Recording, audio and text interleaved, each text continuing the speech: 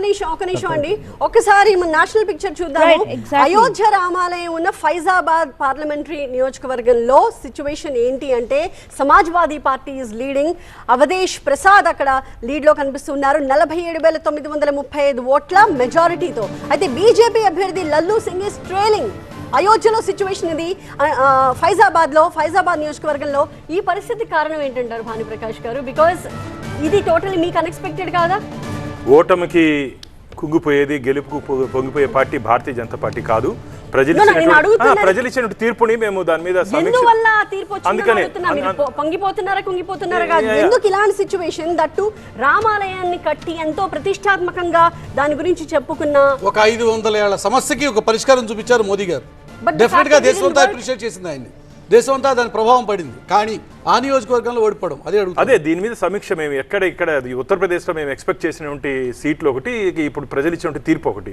కాబట్టి ఎక్కడ పొరపాటు జరిగింది, దేనివల్ల ఓట్లు కోల్పోయాం, అక్కడ ఖచ్చితంగా మేము దీని మీద సమీక్షించుకుంటాం. వాస్తవానికి ఈ పాటికే మీకు ఎక్కడెక్కడ మీరు ఫెయిల్ అయ్యి ఉంటారో క్లారిటీ వచ్చే ఉంటుంది. ఖచ్చితంగా మాకు అంటే మాకు ఉన్నటువంటి అజెండా రామాలయం ఒకటే కాదండి, మాకు ఉన్నటువంటి అజెండాలో రామాలయం ఒకటి. కాబట్టి రాముడిని నమ్ముకొని మేము ఎన్నికల్లోకి వెళ్ళలేదు. రాముడు కూడా ఒకటి. డబుల్ ఇంజిన్ సర్కార్ ఉన్న రాష్ట్రంలో మీరు ఖచ్చితంగా 62 దాటి ఈసారి ఇంకా బిగ్ నంబర్ తెచ్చుకుంటామని మీరు ఖచ్చితంగా మేము ఎక్స్పెక్ట్ చేసాం. కానీ మా అభిప్రాయానికి విరుద్ధంగా అక్కడ ఉత్తరప్రదేశ్ ప్రజలు ఎందుకో తీర్పిచ్చారు. దాని మీద ఖచ్చితంగా మేము సమీక్షించుకుంటాం. కానీ నాకు తెలిసినంత వరకు ఓటింగ్ డిఫరెన్స్ కూడా ఒక 1 or 2% మధ్యలోనే ఉంటుందని. ఎందుకంటే అక్కడ కూటమి మొత్తం మాకు అపోజిషన్ కూడా కూటములన్నీ ఏకమయ్యాయి. కాబట్టి ఓటింగ్ శాతం ఇండియా కూటమి పెరిగిందని చెప్పి మేము ఆలోచిస్తున్నాం. ఖచ్చితంగా ఎందుకంటే కూటమి అంతా ఒకటే, ఎస్పీ కాంగ్రెస్ వీళ్ళంతా ఒకటయ్యారు. కాబట్టి ఆడు మాకు కొద్దిగా ఇబ్బందికర పరిస్థితులు ఉండొచ్చు అని చెప్పి మేము భావిస్తున్నాం. దాని మీద ఏ విధంగా దానికి ఎక్కడ జరిగిందో పొరపాటు దాన్ని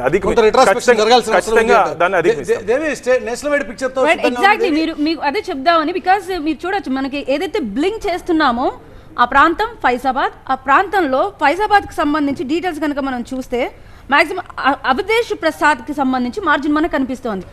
ఈవెన్ ఇంతకుముందు దీప్తి మీరు మెన్షన్ చేసినట్టు రామాలయం అనే దాంతో మాక్సిమం ఇప్పుడు ఉన్న దానికంటే కూడా ఎక్కువ ఓటింగ్ పర్సెంటేజ్ వస్తామనుకున్నాం. కానీ అవధేష్కి సంబంధించి చూస్తే మాత్రం 47.96%తో ఆయన ఓటింగ్ షేర్లో ముందంజలో ఉన్నారు. అండ్ అక్కడ బీజేపీకి సంబంధించి లల్లు ఎవరైతే మనం ఇంతకుముందు మాట్లాడుకున్నాం 45.81% మాత్రమే. అంటే 2% మీరు గర్వంగా చూస్తున్నారా? అంటే 2% తగ్గింది కాబట్టి అనుకుంటున్నారా? గర్వంగా చెప్పట్లేదు. ఆ కూటమి వల్ల కొద్దిగా ఇబ్బందికర పరిస్థితి వచ్చి ఉంటుంది అనుకుంటున్నా. ఆ కూటమి వల్ల మాకు కొద్దిగా ఇబ్బంది 2% నారో మార్జిన్. ఓవరాల్ గా ఉత్తరప్రదేశ్ కి సంబంధించిన నంబర్స్ కూడా ఒకసారి మీరు తీయండి. యూపీ వ్యాప్తంగా బీజేపీ ఎంత పర్సెంటేజ్ ఆఫ్ ఓట్స్ ని ఇప్పటి వరకు కనిపిస్తున్నాయి అన్నది కూడా మనం మాట్లాడుకుందాం. స్పేస్ వైస్ గా మనం చూసినా ఒకవేళ మాక్సిమం మనకి నార్త్ అండ్ సౌత్ చాలా క్లియర్ కనిపిస్తుంది. ఒకసారి మీరు మ్యాప్ చూడండి. నార్త్ అండ్ సౌత్ మాక్సిమం యూపీకి సంబంధించి అయితే మనకి లీడ్ లో ఉన్నట్టుగా అయితే మనకు కనిపిస్తోంది. బట్ స్టిల్ మనకి సౌత్ దగ్గరికి వచ్చేటప్పటికి మాత్రం ఈవెన్ కేరళలో కూడా ఒక రకంగా సురేష్ గోపి ఎప్పుడైతే విజయం అన్నారో అక్కడ మాత్రం బీజేపీ కాస్త ఒక అడుగు ముందుకు వేసిందని అనుకున్నాం. కానీ కాంగ్రెస్ అంటే ఇండి కూటమి మాత్రం ఈ స్థాయిలో నెగ్గుకొస్తుందని మాత్రం ఏ సర్వే కూడా చెప్పలేదు, ఎవరు అంచనా వేయలేదని దీన్ని బట్టి అర్థమవుతోంది. అంటే ఒకవేళ 236కు పైగా ఒకవేళ స్థానాలు 231 మనకి అక్కడ టీవీ నైన్ స్క్రీన్ పై మీరు చూడొచ్చు 231, ఎన్డీఏ 294, అంటే 350కి పైగా వస్తాయనుకున్న సీట్లు 294 అనేటప్పటికీ ఒకవేళ బలమైన ప్రతిపక్షం వాళ్ళు కోరుకున్నారా, లేకపోతే రాహుల్ గాంధీ ఏదైతే పర్యటించారో మొత్తం దేశవ్యాప్తంగా పర్యటించారో ఆ పర్యటన ఏమైనా ప్లస్ పాయింట్ గా మారిందా, అదొకటి కూడా మనం చూడాలి. ఈవెన్ మాక్సిమం అంటే 3 లక్షలకు పైగా 3,88,000 ఇంతకు ముందు మనం చూసినప్పుడు ఈవెన్ మెజార్టీ కూడా రాయబరేలీలో కావచ్చు మెజార్టీ దిశగా కూడా ఆయన అడుగులు వేస్తున్నప్పుడు ఆ లీడ్ కూడా ఎక్కడో రాహుల్ గాంధీ లేకపోతే ఇండి కూటమికి చాలా వరకు బలం చేకూరినట్టు కనిపించింది. అండ్ ఇంకొక డౌట్ ఏంటంటే ఒకవేళ ఈ ఇండి కూటమిలో ఆప్ అనేది ఒక తీసుకున్నా కూడా ఆప్ ఏదైతే మనకి ఎపిసోడ్ నడిచిందో ఆ ఎపిసోడ్ బీజేపీకి ప్లస్ అయిందా మైనస్ అయిందా? దేవి ఒక్కసారి 2019 ఇండియా మ్యాప్ ఒక్కసారి నాకు చూపించు. ఆ తర్వాత 2024కి వచ్చేసరికి ఎలా సీన్ మారిపోయింది అన్నది కూడా మనం చూద్దాం. బిఫోర్ దాట్ భాను గారు, ఇప్పుడు మనం చూస్తున్న నెంబర్స్ ఒకటి ఉత్తరప్రదేశ్ గురించి మనం మాట్లాడుకున్నాము.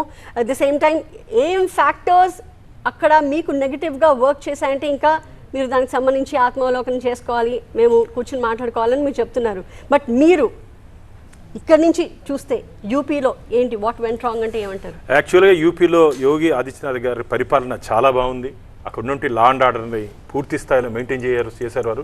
ప్రజల దగ్గర నుంచి నేను దాదాపు ఒక 3 నెలల ముందే యూపీకి వెళ్ళడం జరిగింది. చాయ్ వాలా గాయ్ వాలా అని చెప్పి అక్కడ స్థానిక ప్రజలందరూ భారతీయ జనతా పార్టీని, నరేంద్ర మోడీ గారిని, యోగి ఆదిత్యనాథ్ గారిని పొగుడుతున్నారు. కానీ ఈ మార్జిన్ ఒకటే, దాదాపు 1.5% అనేది చాలా తక్కువ మార్జిన్. 1.5% దీంట్లో అలయన్స్ వల్ల మాకు నష్టం జరిగిందని చెప్పి మేము భావిస్తున్నాం. ఇండియా కూటమి వల్ల మాకు కొద్దిగా నష్టం జరిగింది. కాబట్టి దీన్ని ఖచ్చితంగా రాబో రోజుల్లో ఏ విధంగా అధిగమించాలో ఆ విధంగా మేము బట్ అధిగమిస్తాం. ఒక్కసారి నంబర్స్ మీరు చూస్తే ఎన్డీఏ 295 దగ్గర ఉంది, ఇండి 230 దగ్గర మనకు కనిపిస్తోంది. లాస్ట్ టైం బీజేపీ సింగిల్గా 303 స్థానాల్లో గెలిచింది. ఇప్పుడు సీన్ ఎలా ఉంటుందంటారు? ఒకటి, మీరు ఎన్డీఏ అండ్ ఇండియా అని చూపిస్తున్నారు. దాంట్లో భారతీయ జనతా పార్టీ దాదాపు 239 స్థానాల్లో ఉంది. కాంగ్రెస్, రాహుల్ గాంధీ సోకాల్డ్ అనుకున్నట్టు రాహుల్ గాంధీ వాళ్ళ పార్టీ 100 స్థానాలు కూడా లేవు కదా. అంటే వాళ్ళకన్నా దాదాపు మేము 1.5 టైం ఎక్కువ ఉన్నాం. ఒక చిన్న ఇంట్రప్షన్ బారు గారు